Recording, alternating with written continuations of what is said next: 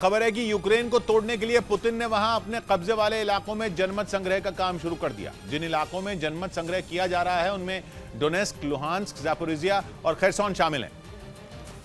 और मतदान के बाद यह तय होगा कि यूक्रेन के ये चारों इलाके रूस में शामिल होंगे या नहीं।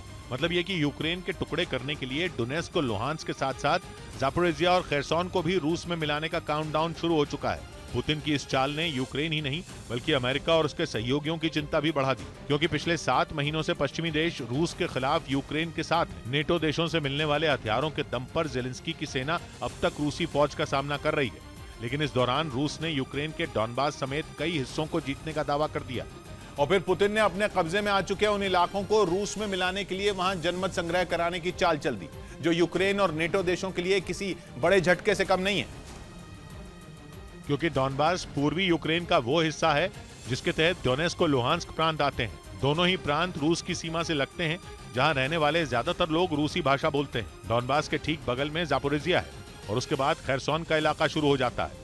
रूस का दावा है कि डोनेस्क, लुहांस्क और खैरसॉन पर पूरी तरह से उसका कब्जा है, जबकि ज़ापोरिजिया का एक बड़ा हिस्सा उसकी सेना ने जीत लिया है।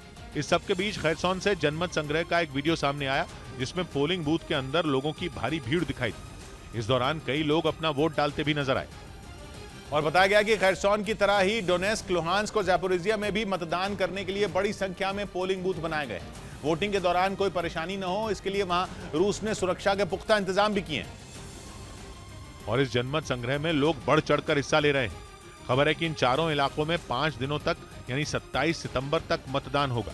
रूस का दावा है कि जनमत संग्रह का मकसद ये पता लगाना है कि इन इलाकों के लोग रूस में शामिल होने के पक्ष में हैं या नहीं।